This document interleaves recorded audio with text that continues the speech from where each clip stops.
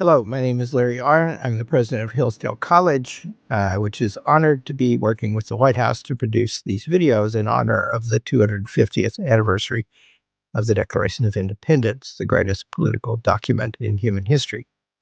Our college was founded in honor of that document. We encourage you to love it and to celebrate it. And to celebrate it, you should learn about it. We're going to talk about two things: the meaning and the structure of the Declaration of Independence. First question is, what does it mean? Things have causes. There's a classical account of the causes of things that include four. The efficient cause means whoever made it. The material cause means whatever it's made out of. The formal cause means what does it look like and how does it operate? And the final cause is what is it for? What love produces it? Declaration of Independence contains a lot of information about the formal cause of America in the middle, but its chief function is to provide the final cause of the country. What is the country for? And it begins very beautifully by explaining that. It says that any time in history, any people in history have a right under the laws of nature and of nature's God to form a nation according to purposes that they adopt. What are these laws of nature and nature's God? What does that mean? The Christian view is that God made nature. The classical view is that each being has a good, and the good and the being are the same thing. Nature is full of things that are good, and it's wrong to violate the good of anything. What do these laws say about people? They say that they're all created equal. Think what a remarkable thing it is for a people to adopt a standard like that as their purpose, as their governing purpose. And we did that in opposition to a king who claimed that he was born to be our ruler because he was better born than we are. He was denying the proposition that all men are created equal. If you recognize this principle of equality and you recognize it properly, it will give rise to the most amazing diversity and difference among people, because it sets up a right of all of us to pursue our lives best we can, without impediment by kings and emperors. We said, in the laws of nature and nature's God, no one is born to rule anybody else. And that's beautiful. And it sets up an agitation in the country which goes on to this day to always try to recognize those principles. And that's the final cause of the United States of America. Now a word about the structure of the document. It begins with this universal claim that we're all created equal and that nobody may rule us except by our consent. And in the middle bit they claim the king has done a bunch of bad stuff that justifies the revolution. He took houses away from people and put troops in them. That means they were dislodged. They were driven out into the street.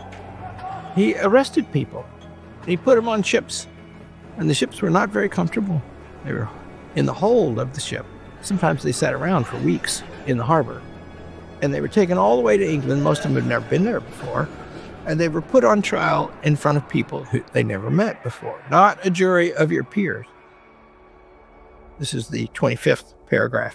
He has plundered our seas, ravaged our coast, burnt our towns, and destroyed the lives of our people. He did kill people. And then he'd talk about the mercenaries there. Large armies of foreign mercenaries, those were the Hessians, to complete the works of death, desolation, and tyranny, already begun with circumstances of cruelty and perfidy scarcely parallel in the most barbarous ages, and totally unworthy of the head of a civilized nation. But then that leads us to the second thing about this structure point, and that was some of them are direct violations of the best method, the founders argued the only sure method, to keep the government from doing things like that to you, to its citizens, to anybody, right? And those methods are, they provide the organizing principle of the Constitution of the United States. They are representation. You know, the Continental Congress that passed the Declaration of Independence took great pains to to be a representative body. That is to say, they're not acting according to their own wills. Somebody else, those who will be governed under this new government that they're creating, have appointed us to do this. We are acting for them. We have government by consent. And they say that the king is interfering with the legislatures that they had before. He dissolved several of them, and he prevented others of them from meeting. And those are all in these charges here, right? He has obstructed government by consent. Then he's messed around with the judicial branch. And that means that the legislature has to pass a law, and then the executive enforces only the laws that have been passed. And then when the law is applied upon any citizen, he has to be taken in front of a judge who's not dismissible by the legislature or the executive. And then the judge has to decide. That's called the independent judiciary. It's a terribly important thing. So the middle bit of the Declaration, these 28 paragraphs, is the second part of the structure of the Declaration of Independence. And the third part is a formal legislative act that makes the nation. It's passed by the Continental Congress. I should mention that God appears 4 times in the Declaration of Independence. He appears in the first sentence as the maker of the laws of nature and nature's God, the legislator. He appears in the beginning of the second paragraph as the endower of our rights as creator, the founder of everything. The last paragraph is personal. They refer to themselves for the first time. We, therefore, the representatives of the United States, we, in General Congress assembled. And then they appeal to somebody to judge whether they're right. And that person is not the King of England. It's the supreme judge of the world, the judicial branch. For the rectitude of our intentions, in other words, we swear we're doing what seems right, and we ask God to judge. In the name of the good people of these colonies. You can read it as a claim that the people of the colonies are good. You can read it as a claim that we're acting for the good ones. Or you can read it as the claim we have to remember to be good because we are assuming this authority now. Free and independent states, that they are absolved from all allegiance to the British Crown, and that all political connection between them and the state of Great Britain is and ought to be totally dissolved, and that as free and independent states, they have full power to levy war. Now we get to the hard thing. Conclude peace, contract alliances, establish commerce, and do all other acts and things which independent states may of right do. And then the beautiful last sentence.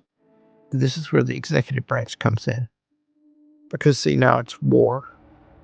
And for the support of this declaration, with a firm reliance on the protection of divine providence. That's God as the executive branch. We mutually pledge to each other our lives, our fortunes, and our sacred honor. Only in the hands of God would all the powers of government be combined. Those men in that room, the same room where the Constitution would later be written by some of the same people, we mutually pledge to each other everything we've got.